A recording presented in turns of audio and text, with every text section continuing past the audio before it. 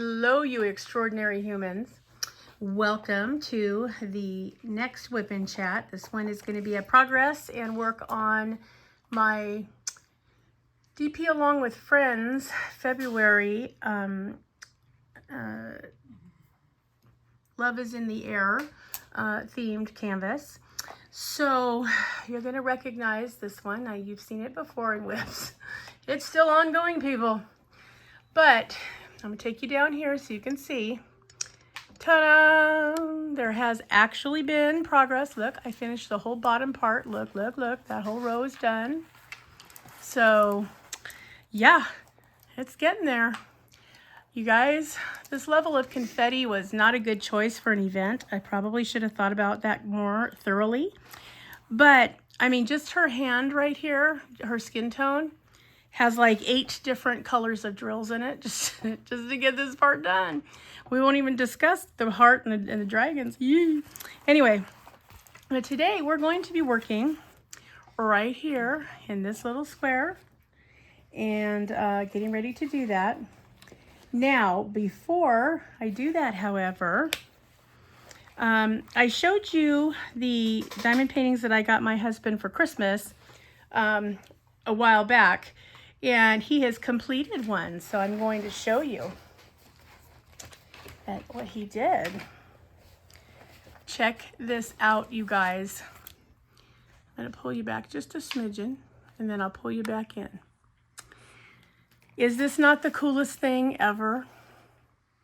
Yep, he completed this. And you know what? Can we just everybody give a round of applause for putting this much 310 on this poor canvas? This was a lot of 310. Anyway, and guys, I felt so bad. I unknowingly got him this canvas and it has square drills. I did not realize it had square drills. I don't think it said it when I ordered it. But, you know, he persevered. And by golly, he got it done. So, yeah. And I think that, I think he enjoyed it for the most part. But, yeah. Patriotic America, you guys. Yep. So that was hubby's most recent finish. So check that out. Okay. So getting back to today's excitement level. And I asked you guys last time to let me know if you were close enough in or too close. And nobody said a word. So, okay, you're going to have to suffer. I'm just going to put you where I think you're supposed to be. Put you about right there. Hopefully you'll be able to see what's happening well enough. So, how is everyone doing today? It's Friday, everyone. Woohoo! Everybody make it to Friday? Because, you know, it's been a week, hasn't it? It really, really has. Oh, so, yeah. I finally made it down to get my chest x-ray so I can find out what's happening and why I still sound like Kermit. So, lucky me, I get to start steroids tomorrow. So, I can look forward to ravenous hunger and spiking blood sugar and roid rage. So, woohoo! Stick around for all that. But hopefully that will take care of whatever has been hanging on since December. Because, you know what? I am way finished with this illness. I'm just telling you. It's time for it to go. So, yeah. What has everyone else been up to? That's what I want to know from all of you guys. Do you have weekend plans? Are you going to just diamond paint through the Super Bowl? What are you going to do? That's what I want to know. Do you have a favorite team in the Super Bowl? I'm not a sports person, so yeah, I'm not even, I know it's sacrilege, but I'm not even going to have the TV on the Super Bowl. So, yeah, sorry, not sorry for that. But, yeah, if you do, great. Are you having a Super Bowl party? Are you going to have lots of that delicious food? I love all that food everybody makes for all of their Super Bowl parties. It always looks so wonderful. I thought, it would almost be worth having, you know, having a little bit of sports in my life just so I can have all those delicious foods for the Super Bowl party. Anyway, What else is going on? Everybody looking forward to Valentine's Day. That is coming up, people. I have to get my Valentine cards made today and tomorrow and get them sent out. As it is, the ones that I'm sending to my grandbabies and to my sons and their significant others are probably going to be late because one has to go to Texas and one has to go to Florida, and it's already the 9th. So, I know. It's one of those things, guys. I tried, but too much happening. So, yeah. Anyway, and you know, I told him even if it's late, it's okay. I still love them. The wishes are still good, so it'll be fine. But yeah, there's just been so much happening. Craziness, absolute craziness. So, and I'm just glad we made it to the end of the week because, guys, some weeks are just longer than other weeks, and yuck. So now we've narrowed it down to 2 roofers, so that's a good thing. And we're going to make one more attempt to refinance and see if we in fact can do that, which would be the ideal way to do it instead of having to do it one of the other ways we were considering. So cross your fingers for that. Say extra prayers, you know, whatever you need to do, please do it, because yeah, we really need them to say yes so that we can do that and get the plumbing repaired that needs to be repaired and replace the air conditioner before summer gets here. So, yep. So that's the goal. A lot of that is probably going to be happening next week. So, not the roofing, but the refinancing. And then the roofing. And we've already been told that the first day when they have to do the demolition portion, where they're tearing up, you know, the old roof, is going to be a loud, noisy day. But hopefully that will be the only truly noisy day. But I'll tell you, I don't think our neighbors are going to enjoy that.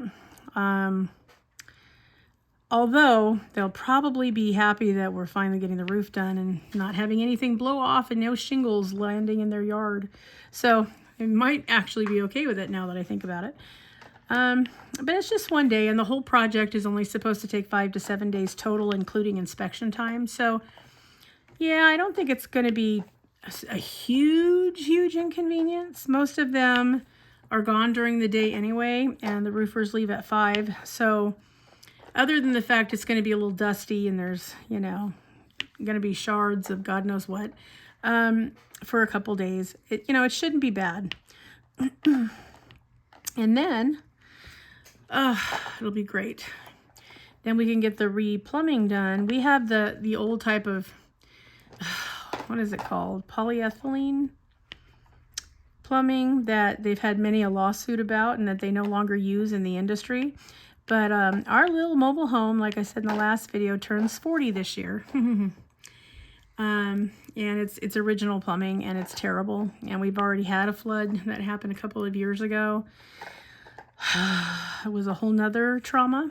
So, yeah, and they told us then that we were living on a time bomb. And that's been 2 years ago, people. So, yeah, that has to happen. I'm not looking forward to it, but guys, it has to be done.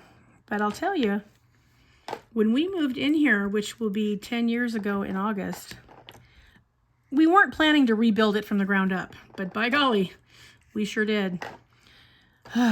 When we moved in, the person that we had inspect the house said that he couldn't get the pilot light to stay lit. We said, well, really, that's odd. He goes, yeah, but I think it's just, it needs a new igniter. Yeah, you're talking 20, 25 bucks. I said, oh, well, all right then. Yeah, till we moved in and found out in the middle of the first winter we were here, there was a huge, more than a foot long crack in the firewall of the furnace, which we then had to replace in total to the tune of $3,800. because we couldn't use it or we would be suffocating in the night from carbon dioxide. So yeah, it was, that should have been my clue, shouldn't it? But And because they sold the house as is, there's no recourse. So we just had to deal with it. And I was livid. So anyway, and we replaced the furnace and got that all squared away. That took us probably, it took us a while, but we managed to get that done. Okay. So we got that done. So we only had to spend the first year we were here with space heaters, which we then sent most of them, because the first thing I did is I went down to Lowe's and I got a space, not even a space heater. It's, one of those, I think they're considered portable. They look like a little mini radiator and there's oil in them that heats up and heats the room. One for every room in the house so that we wouldn't freeze to death while we were trying to figure out what to do about fixing it. So once we were finished with that and we had a working furnace again, then we sent most of those down. There's a place here locally in our tiny little town that takes care of other people in our tiny little town. And they have like, you can get some extra groceries. They get the overstock from the stores and, the day-old bread and, that kind of stuff. And then you can just come and fill a bag. So we went down to that particular place and we said, hey, if anybody needs to be warm this winter, we can help out with that. And so they said, oh, thank you so much. We're so glad to see that. I mean, there was a time when, especially when the kids were younger, that, we were both out of work. And so we had opportunities to partake of some of those types of services. And so we always try to make it a point to give back anytime that we can, because, you should pay it forward. Good karma and all that. And, can't we just all help each other? Isn't that really what we should do? I mean, we're all just trying to get by. Geez, it's like we're all in life together. What's the deal? So that's why I don't understand, and I have no tolerance whatsoever and zero patience for mean people. I just no, go away. I don't want anything to do with you. So that's what we did with those. And I was glad that we, there were several, because it's 4 bedrooms and 2 bathrooms and an office and a kitchen and a living room, all the rooms. And so we, had several of them. We kept a couple and we gave like 4 of them out to them. And I was glad to think that might help multiple households stay warm in the winter. So that is what happened with that. And then for the other part, so now we're, okay, we have a new furnace, and now we're going to have, hopefully, new roof, new plumbing, new air conditioner. Like I said, we've rebuilt this house from the ground up. And then even the roof comes with a 50-year warranty, which is more than enough because we'll be long dead by then. And then whoever moves in here afterward can do whatever they want. So that's the situation. But boy, I can't stand having to do, having to do home crap and car crap is like, it's the worst. It is just the worst. I feel like, because you have to do it. It's always expensive. It's always a pain. It's always inconvenient. It's just a bummer all the way around. So, yeah, that's in our near future. But we made it through the storms that we recently had. And sorry, East Coast, I understand you're getting it now, or are about to get it this weekend. Batten down the hatches. Was not fun, especially with a leaking roof. We were on towel duty. Every couple of hours we had to replace the towels, dry the towels, get new towels, put new towels down, dry them again. Next hour or so, oh, they're wet again, let's go. Because when you have leaks, that's pretty much what happens. So, yes, that was that. And this time, because there were 3 different, what do you call them? 3 different storm fronts, I guess you would call them. I mean, we would no sooner, get a break and we'd get another one. I mean, it just was ongoing. Any other year, it wasn't that long ago, a couple years ago, we were in drought conditions, but because my roof leaks, hey, let's have a deluge every day. Okay. So, yeah, but we persevered, we got through it, we worked as a team, the whole family, and we are here to talk about it. So there you go, guys. Yeah. So who has plans for Valentine's Day? Do you have a snuggled partner you're going to snuggle up with? You're going to go out and have a nice candlelight dinner somewhere? Are you going to stay in and have a candlelight dinner? What's the plan? I'm just totally being nosy. Absolutely none of my business, but I'm going to keep asking because, why not? So, what is everybody's idea of a fun date? That's what I want to know. Are you a, dinner and a movie kind of person? Do you like to be wined and dined? Are you okay with beard and cheered? Like, what is it? What do you want to do? Are you a walk on the beach kind of a person? Do you just like to sit and look in each other's eyes? Like, what is it? What is the plan? Are you going to stay home with your dogs? You're going to stay home with your cats?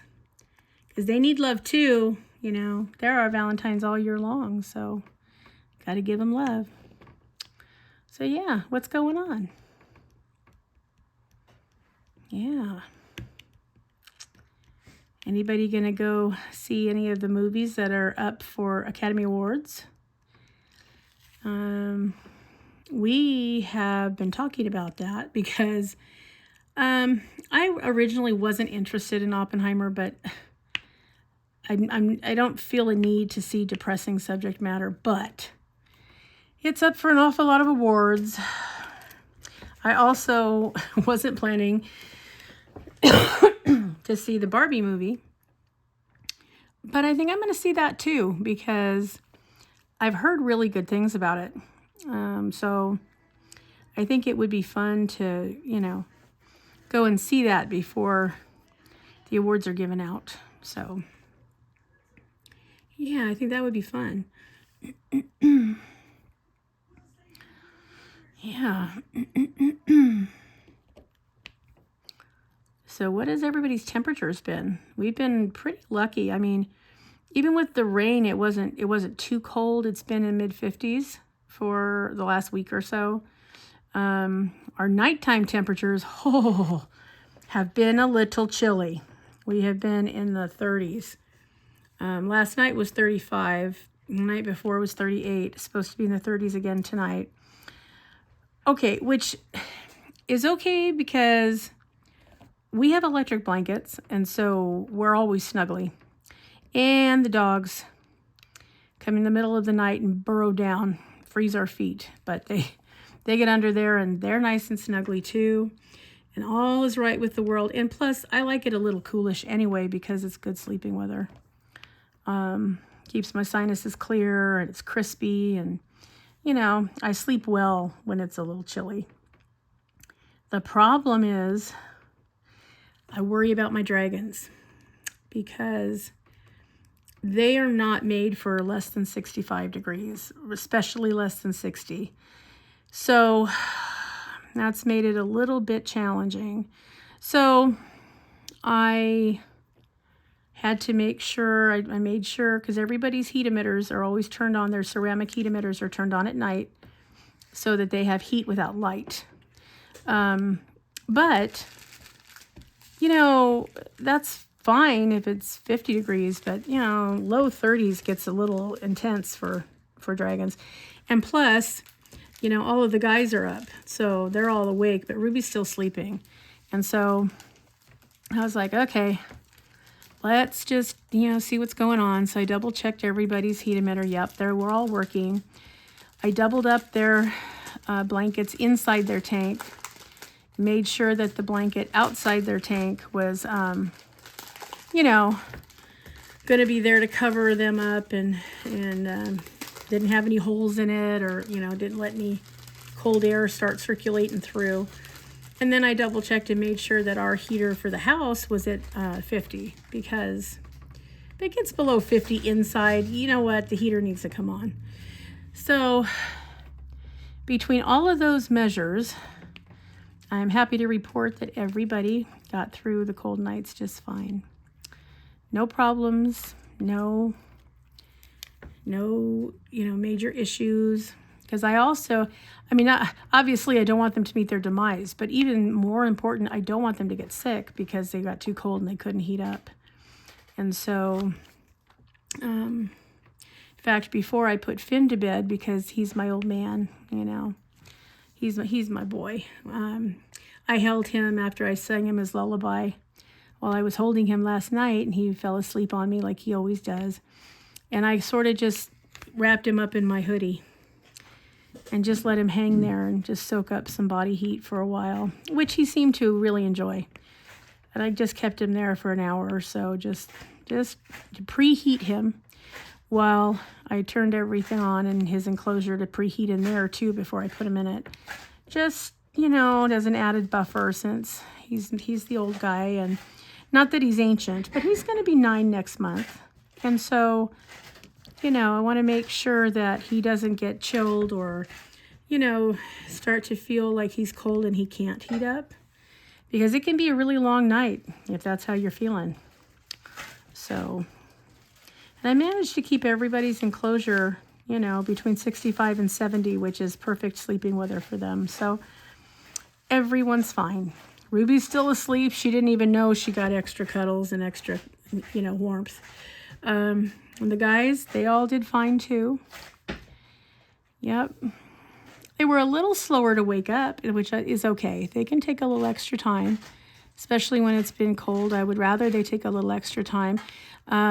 Even, we put them on their basking spots and turn on their basking light. And if they want to sleep a little longer underneath their light, totally fine. Go ahead. But I want to make sure that the daytime heat temps were on their way to being fulfilled. So that's what we did. And everybody seemed to be happy campers. So, yep. So that worked out. But I won't lie, I was a little concerned because I thought, this is, low 30s is cold for Southern California. It's really cold. So I wasn't sure how it was all going to pan out, but I'm so happy that it all worked out, because I thought, if this doesn't work, or somebody starts running around in the middle of the night, or worse, doesn't run around in the middle of the night, and I need to do something else, I don't really have, a great way. What I would have done if it looked like that wasn't quite enough heat is I would have gotten some of the heating pads that I use in their carriers when I have to take them out and it's kind of cold out. And I would have put them under their blankets in their enclosure and given them a little heat underneath them as well as over the top of them. But they ended up not eating it, so it was fine. But that would have been my next thing to try. The thing is, bearded dragons, they have a parietal eye on the top of their head, which is right in the center of their head. It's very tiny, but you can see it if you really look for it. And what that is that's a sensor. That tells them, that's how they gauge heat and light. And so when they're outside, for instance, and they're basking in the heat of, the Australian outback, they know when they've had enough by that sensor. And then they get down and then they go sit in the shade till they cool off, and then they can come back and warm back up if they need to. So, but because they have this parietal eye on the top of their head, they cannot gauge heat underneath them. And I know a lot of people use heat rocks, and you should never, ever use heat rocks with bearded dragons. They're not even really that great with snakes, if you want to know the truth, which is what they're intended for. But you should not use them with bearded dragons because they can't gauge when it's too hot. And what will happen is you will see a bearded dragon, sometimes you'll see them walking around, they've got burn marks on their underside. Usually the underside of their abdomen and chest, and sometimes under their tails, because they didn't realize that where they were sitting on that heat rock, the heat rock was too hot. They didn't know until it was too late. So, yeah, so you just want to use regular terrarium decor. You don't want to use anything that's going to cause any heat to get underneath them. So anyway, so yeah, so they did just fine though with what they had, so that worked out. But I always worry about, you know, the people that aren't as attuned, or don't really know, or haven't been shown or taught, you know, that are just like, you know, turning off the lights or putting on a red light in the terrarium, which you should also never do, and then just going, yeah, good night. And then sometimes they wake up to tragedies because they didn't know that it was too cold for their dragons not to have any level of insulation. So that always makes me sad. Still trying to get final authorization to be able to take the dragons in for school children to see them and teach them a little bit about them. And, you know, really I'm trying to get it to be part of their science curriculum so that they can justify it to the powers that be that, yes, they really should have this crazy woman and her dragons come in and talk to the kids. So I think I've got the preschool teachers convinced. Now I just have to work on the upper grades and get them to allow me to come in with them. So hope that happens, because I'm trying to reach the reptile owners of tomorrow, because the reptile owners of today, you know, I just shake my head. I really do. But if I can reach them tomorrow, maybe I can go out of business, because there's no need to ever rescue any again, because everybody is well taken care of. All of the owners are knowledgeable. All good. So that's what's happening with the dragons. And all the guys are eating pretty heartily, because, you know, they are trying to keep insulation. And also, as far as they're concerned, you know, it's mating season, because it's usually mating season when they wake up in the spring. They don't usually, you know, wake up and it's still winter. But, like, you know, they went down early this year, so they got up early. So, but they're doing all their normal annoying stuff. Everybody's black bearded up and bobbing their fool heads off, and, you know, trying to fight with their reflection, and, you know, you name it, they're doing it. And so, which is, you know, the only exercise that they're getting a lot of the time. So, yeah, okay, go ahead. Fight with your reflection, that's fine. I'm going to have to take everybody in for well checks towards the end of spring, before summer kind of rolls in, and make sure everybody's good before the next time they brumate. So, yep, that's on the horizon. Yeah, so, and the animal behaviorist that is seeing Griffin, my Chihuahua, you guys, I'm telling you, when you're owned by a Chihuahua, you are owned by a Chihuahua. It's like, you cannot even ignore, if he comes running in because, you know, he's decided that right then and there he needs, you know, he needs hugs or chest rubs or pets or attention. I mean, you gotta stop what you're doing and do it, because if you don't, then they find sneaky ways to get even with you. Like, it's a whole thing. And so, well, and with him, because he's a smart little snot, he knows that I can't stand the puppy yip. You know that puppy yip where they go, when they're trying to get something when they're a puppy? He has mastered that. Now, remember, he's 5 years old. He's not a puppy, but ooh, he knows how to make that sound. And he also knows it makes me crazy. I cannot stand it. I can't stand it. So guess what he does when he wants my attention and I don't give it to him in a reasonable amount of time, which for him is like 3 minutes. Yeah, makes that annoying puppy sound. So then, because he knows it works, like he knows that I'm like, okay, stop, so then I have to tell him, no puppy sound.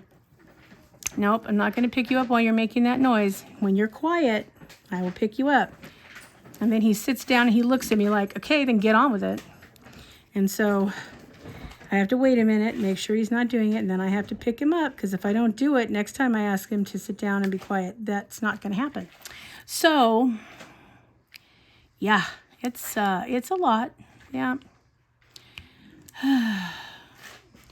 So I'm always kind of on the verge of watching him out of the corner of my eye, because sometimes I'm on the phone or I'm diamond painting, or I've learned to diamond paint with one hand, y'all, really, because I never know when he's going to have patience and when he isn't, but most of the time he isn't, because if you've ever had a Chihuahua, you know that you have a toddler for 15 or 20 years. I don't think most people are prepared till you have them, and then you're like, well, now you're stuck because now you have them. Yeah, it can be a thing. It's really, wow. Sometimes you just want to go, seriously, what was I thinking? But, he knows he's cute. He knows he gets his way because he's cute, and he knows that I know he's not stupid. And sometimes, he tries to, look at me like, what? What are you talking about? What? I didn't do that. And he knows full well he did it. And he also knows full well I know he did it. But, yeah.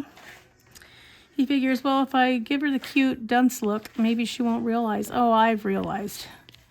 Yeah. So, yeah. We go round and round, the two of us. Mm-hmm.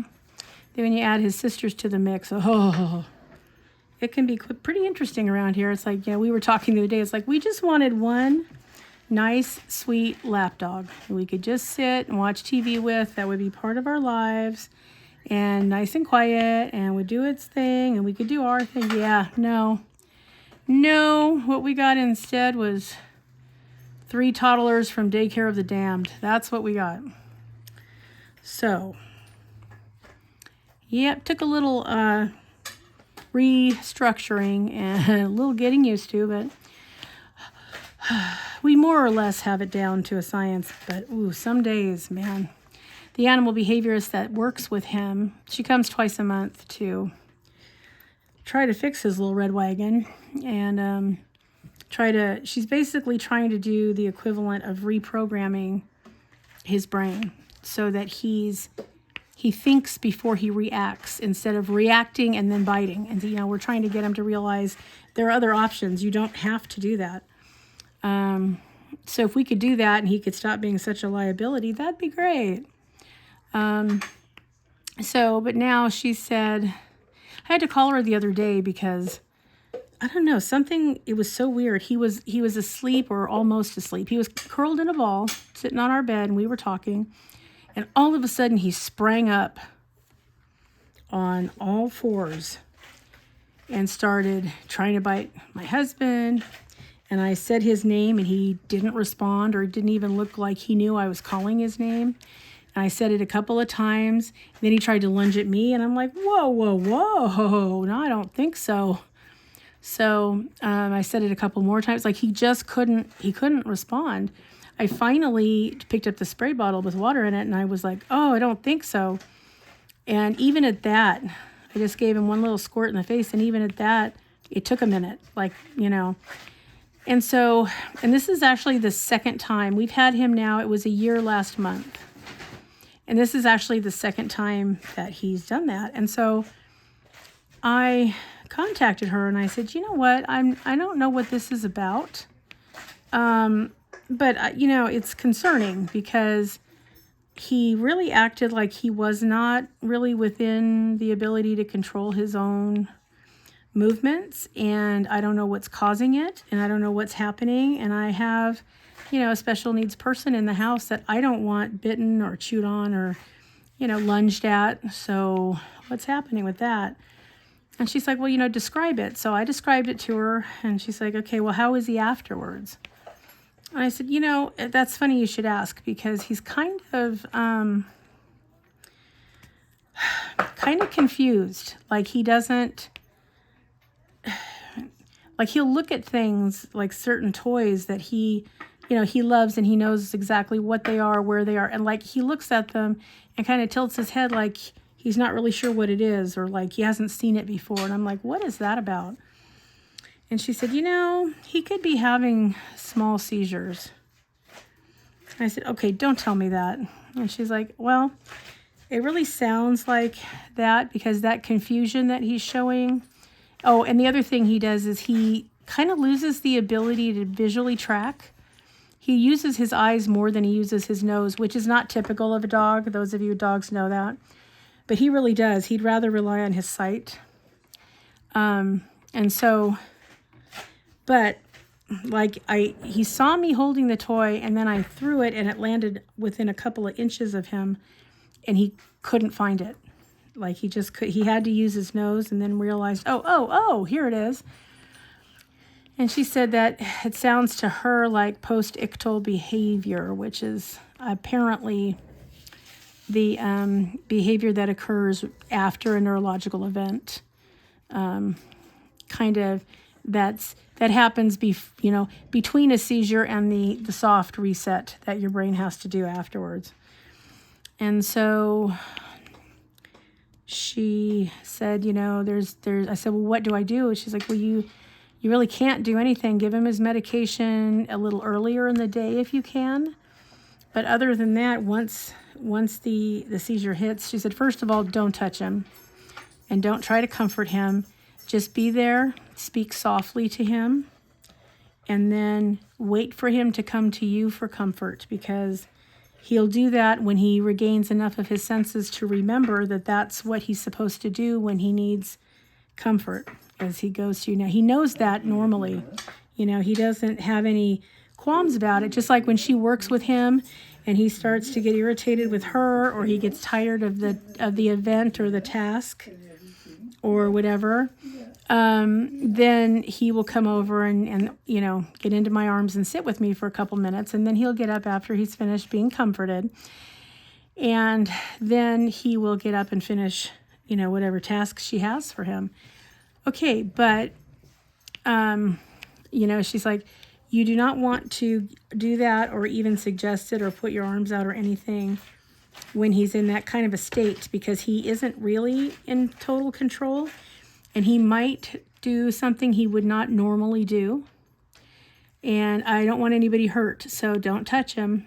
Let him, when he's ready and his mind has kind of more or less come back enough for him to realize that something happened, then he'll come over and he'll want to get in your lap, or he'll ask you to pet him, or he'll ask for chest rubs or whatever it is he wants. Then provide it, and don't overdo it. If he just wants you to pet him and he doesn't want you to pick him up, then don't pick him up, just pet him. I'm like, this animal is a lot of work. Just really a lot of work. But I said, okay, well, I can do that. But I said, I feel really helpless. Like, I wish there was more I could do for him. And she's like, well, you're doing everything you can. I mean, he's not in a shelter anymore. He's in a warm, loving home. And,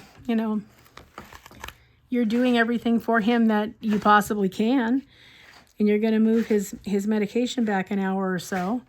So hopefully these won't be that often. But, it's neurological. There's nothing you can do about it except be there when it's over. And I was like, oh, I had renewed respect for parents that have kids that have seizure disorders, because, boy, it is a different kind of life, let me tell you. So, yeah. But, he's doing fine now. And, I'm starting to understand a little bit more that not everything that looks like behavior is really behavior. Sometimes it's something else. And I knew some of that because I have kids with special needs, but I wasn't prepared to have a Chihuahua with special needs. So there you go. But, you know, it's just, you know, it's fine. I mean, in this house, we just, you know, we have neurodiverse family members. We do whatever they need it when they need it, and we all just keep soldiering on because that's what you have to do. Not a lot of choices. And so,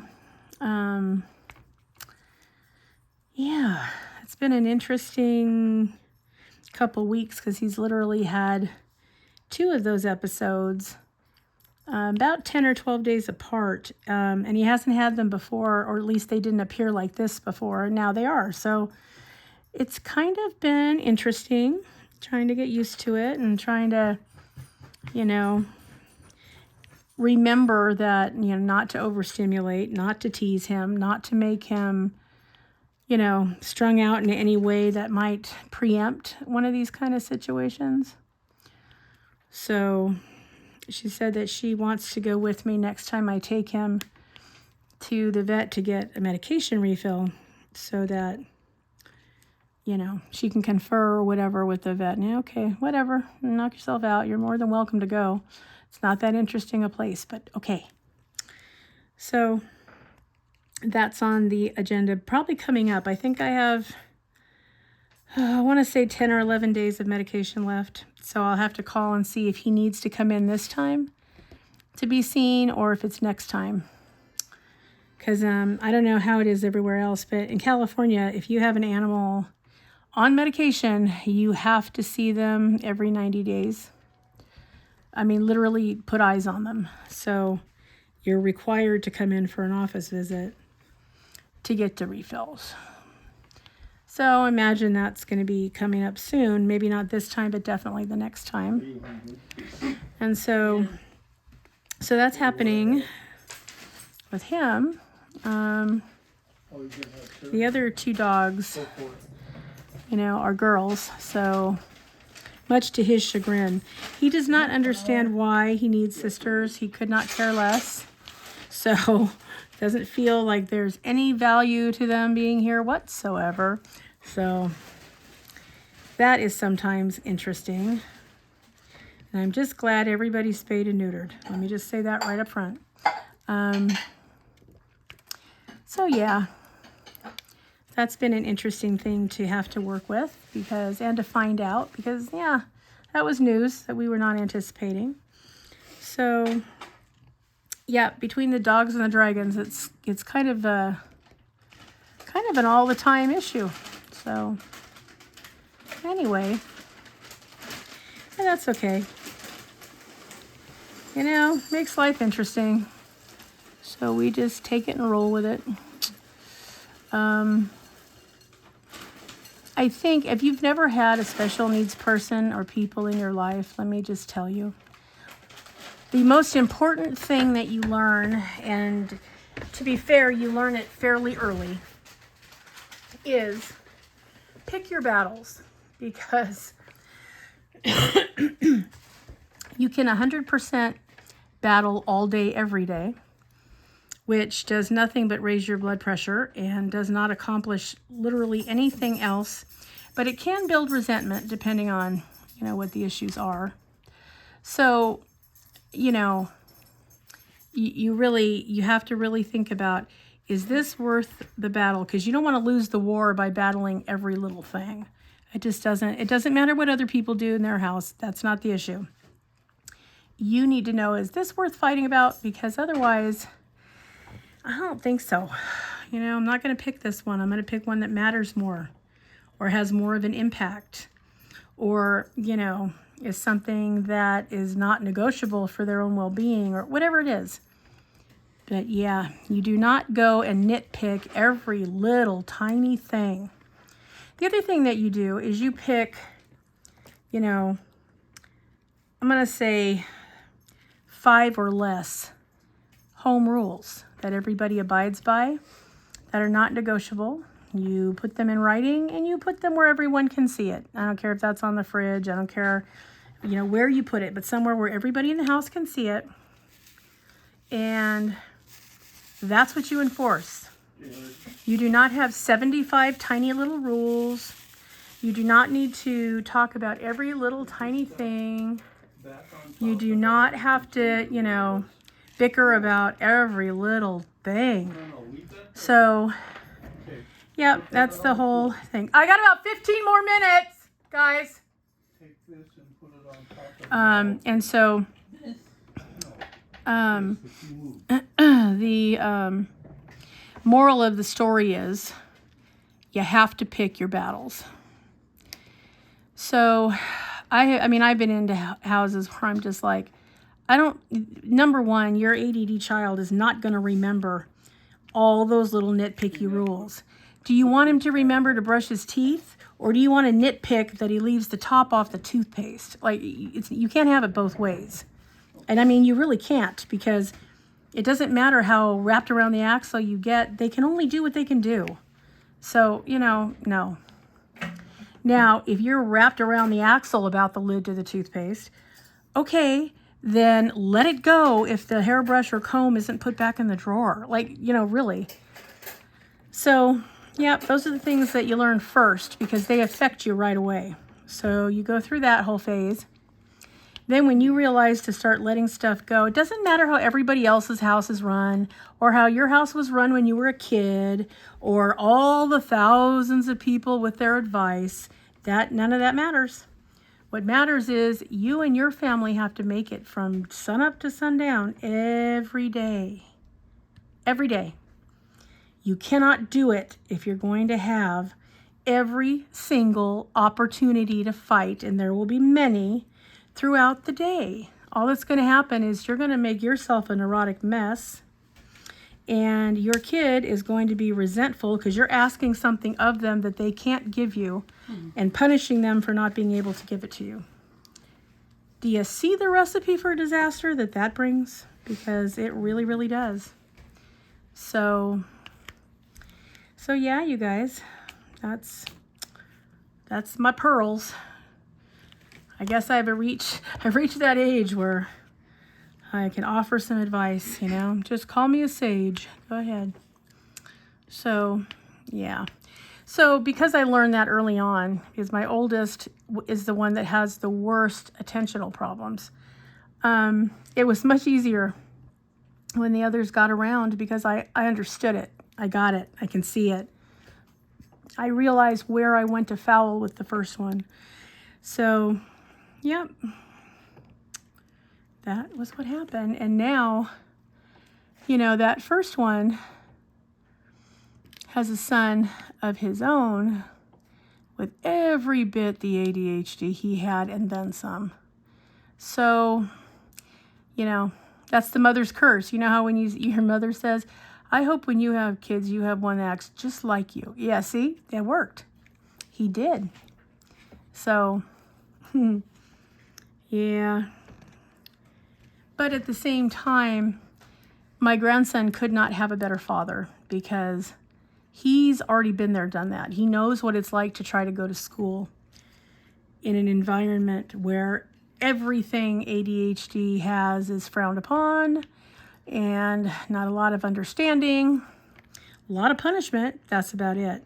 One of the things that I always find fascinating is, you know, you take these kids with attention deficit hyperactivity disorder. Okay. Remember I told you guys it's in the words. Okay. ADHD. And they're fidgety in their chair and they have a hard time sitting still. They're popping up and down like a jack-in-the-box. They're doing all this. Okay, so what's the first thing they always want to do? They threaten them with. You will have to stay in for recess. Okay, people, they're trying to tell you that they neurologically need to get up out of that chair and be outside. That's what they need. So now they're holding it together as best they can. They're not succeeding very well because you're giving them that threat. And now the one opportunity you would have had for them to go out and run some of that off, you're not giving them. I mean, are you trying to create a caged animal situation? Because that's what's going to happen. I mean, really, the one thing you do not want to deny a kid with neurological diversity is an opportunity to run around outside. That is way, way wrong answer. You can, you can give them quiet time, when the other kids are taking a test or whatever, and have them take theirs separately. But, and that's fine because you don't want him, him or her distracting the whole rest of the class. Okay, that's fine. But honestly, if what you want is for them to calm down and sit still, then you better let them run around at recess. In fact, if you can give them extra recess, do it. Because your life will be so much easier when they get back in. So, and, another thing that happens a lot of phone calls get home. Every once in a while, you get one of those rare jewels of a teacher where they realize that families are limited in what they can do to assist a problem that a teacher is having in a classroom with a student because, for one thing, you have to address it when it happens.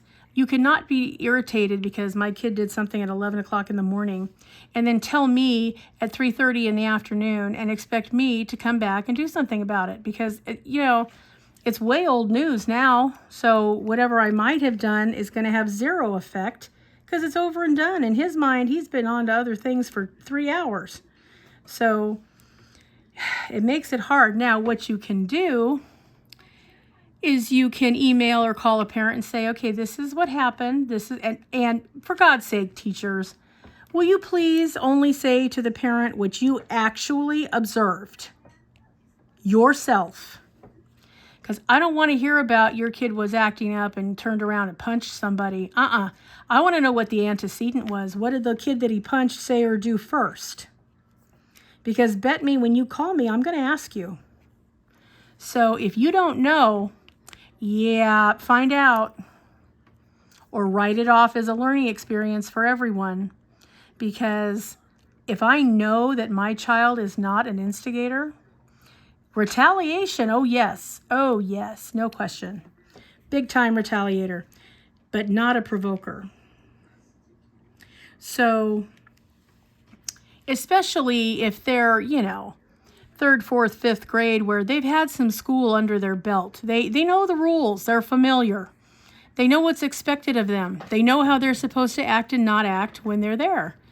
Okay, so if you call me and tell me he did something totally inappropriate and awful, and it does not sound like something my child has ever done at home or in the community or anywhere else, I'm going to ask you, what happened? Where were you? Where was the other kid involved? Did you talk to the other kid involved? Has this been going on for a while? Are these two not getting along in other capacities? Like where did we run afoul here? Because, I fully appreciate that, yes, my kid retaliated, but what happened was, if all you see is the retaliation that my kid did and you don't see what happened to instigate the problem that he retaliated to, then now you're punishing him because he's the one you caught because he wasn't quiet enough to keep it quiet. And you're punishing him for handling something that wasn't being handled. And he felt he had to do it on his own. Then I need to know the details of that. Because it also is going to depend on how that all transpired, what I do about it when he gets home. So I want to support you, and I will support you as much as I can because I want my child to get through school. And this is true of all parents. Nobody wants to have an adversarial relationship with their child's school. Nobody. It benefits literally no one. So they want to be able to do that. But if all you have to say is negative things about their child constantly, you're going to find your support is going to dwindle. And school is going to become an endurance test for everyone. And that kid will eventually drop out as soon as they can.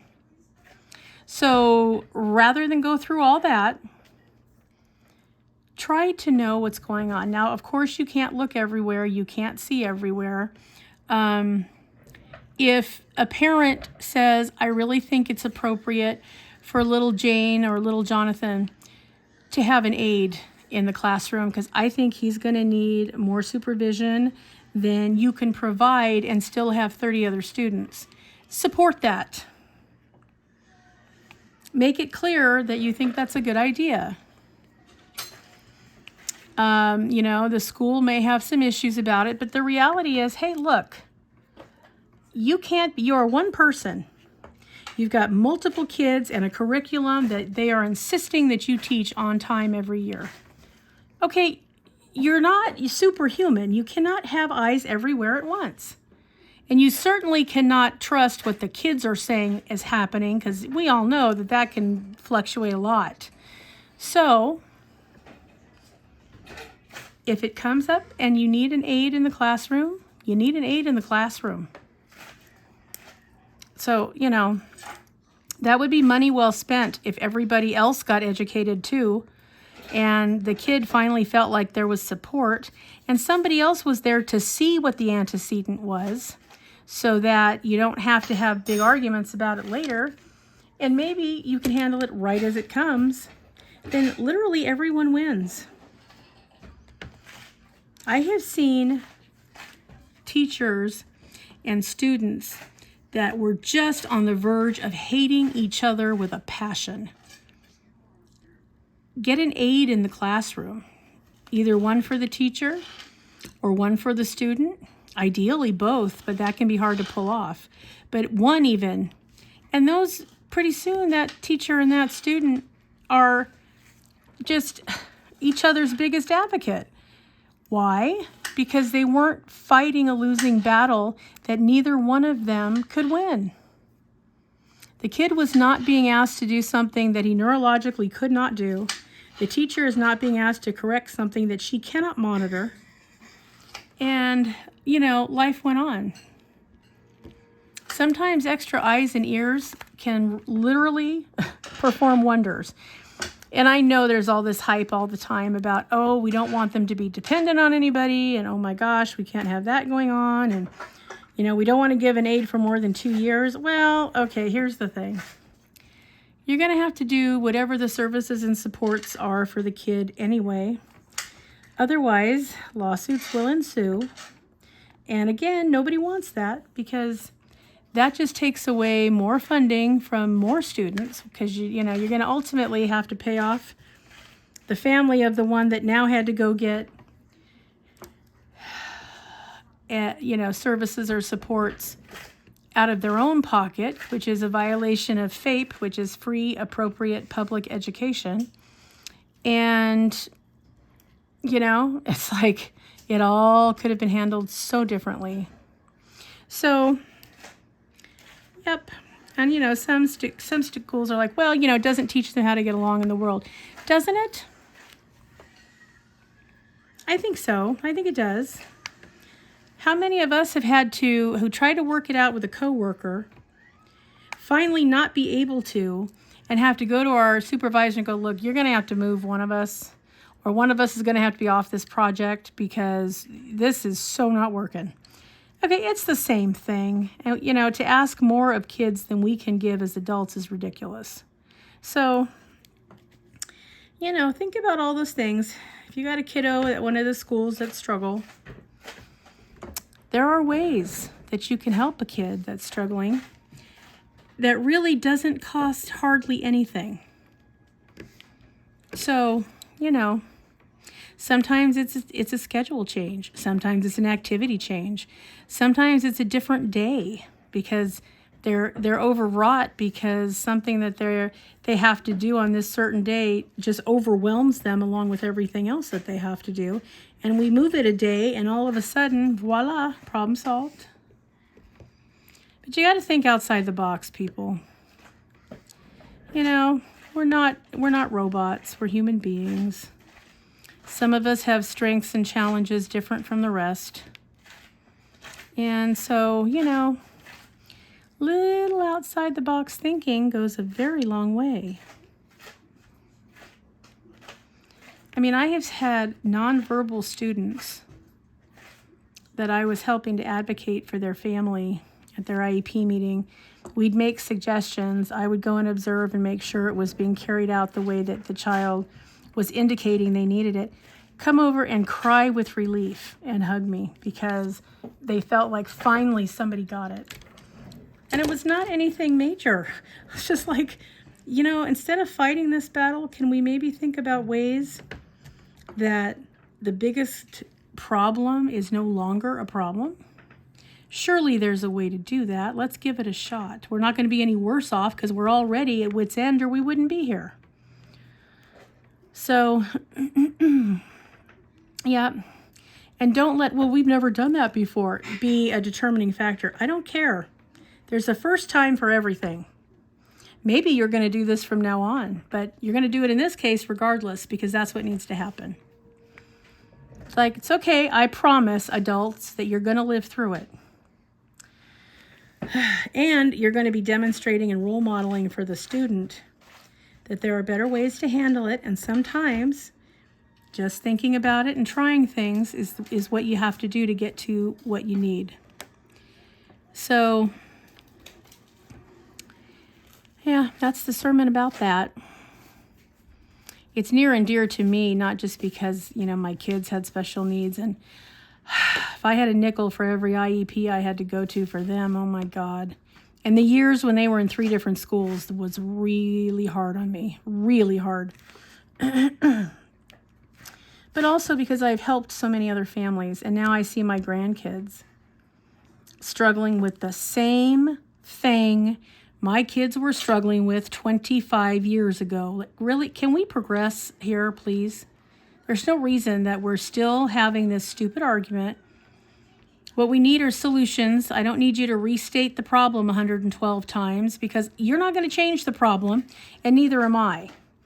So hopefully we can talk about how we're going to try something that might alleviate the problem, or at least the majority of it, so that we can all function and get to the end of the school year. How about that? Wouldn't that be nice? Because I've had years where I almost got fired from my job. Now realize that means no food on the table, right? Because the school kept calling me and I couldn't get my job done. And I'm like, okay, this cannot continue. I'm not going to lose my job. So let's figure this out because you're going to stop calling me. So if you want me to help you figure out what to do instead, then let's do that. And so we did, and we got through it, and, you know, life went on. But it's like we needed to figure that out 3 months before it was at that point. And that's one of the things that when I help other families, I try to instill in everyone at the table, school staff, family members, everyone. I try to instill in them that it's important that we nip things in the bud as quickly as possible so that we don't have to get worse and worse and worse, get angrier and angrier at one another, and then come to a table where all we want to do is slap each other, and now we've got to work together. Yeah, it's too late. You have to address it before everybody's at that point. So, yeah. Most of the time we can at least affect some level of change that works, you know, for the kiddos and hopefully the teachers, because I think that the teachers have an ominous job, and we all know that they're grossly underpaid. And the parents are just trying to work and get everybody fed and bathed and put to bed and medicated and schooled and backpacked and everything before they pass out on their own because they have to do it all again the next day. I mean, everybody in the equation is already as stretched out as they can be. And people forget that we're all on the same team, guys, that we shouldn't be adversarial. We're all trying to educate a group of kids. Like, really? So if you're to the point where it's adversarial, Nope, something has to change. Absolutely has to change. So, yeah. That's my soapbox for today. So I'm going to get off of that soapbox now. So, moral of the story, though, guys, is just don't wait. You know, nip it in the bud. Attack it as soon as you see it. Try to understand what the school district is going through. Hopefully they will try to put a little more effort into understanding what you're going through. And if you feel like you're just not getting anywhere and you're hitting your head against a wall and everybody's at an impasse, get an advocate. Could be anybody. Could be your neighbor. Could be your mom. Could be your cousin. You know, anybody with knowledge, you know, working practical knowledge of your child can go to your IEP. Just take them. You know, it's not a thing. So, yep, keep that in mind, because sometimes just another perspective and other eyes can speak volumes. So, that's what's happening with that. And as you can see, guys, I have now kept you another hour.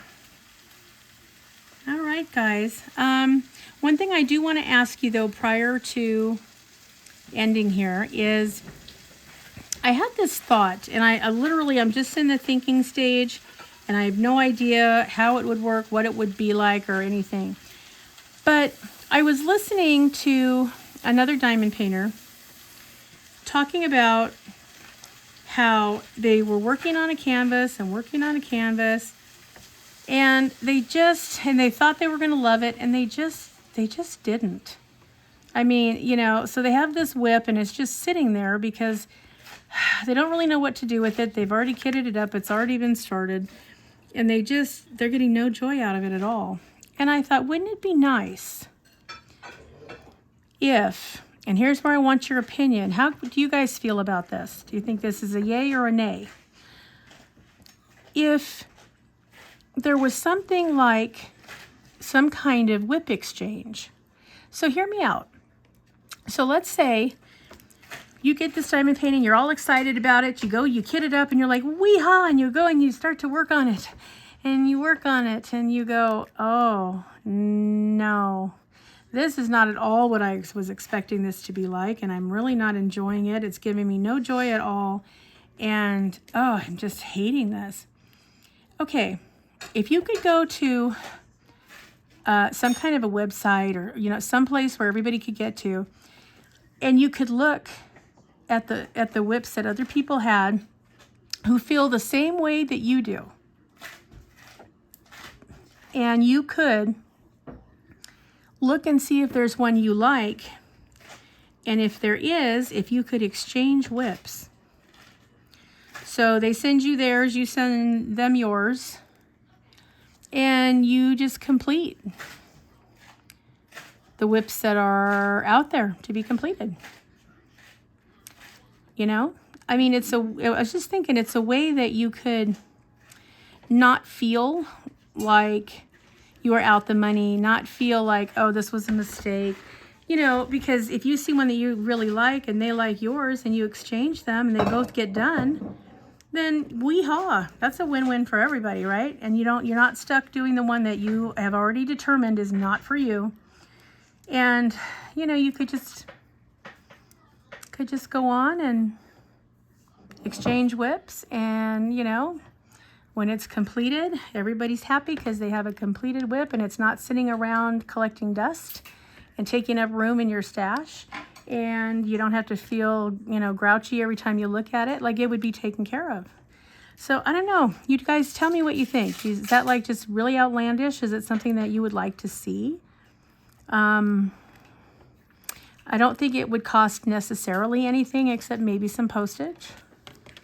I don't know. What do you think? Okay, guys. Well, I'm going to let you go. Thank you for keeping me company today. I really appreciate you being here. And now I want all of you to remember, be like a dragon. Spread your wings. Protect those you love. Have fiery passion. Be strong. Slay your fears. Always fly high, rise up, and soar. All right, everyone. Have a wonderful weekend, and I will see you in the next video. Bye, guys.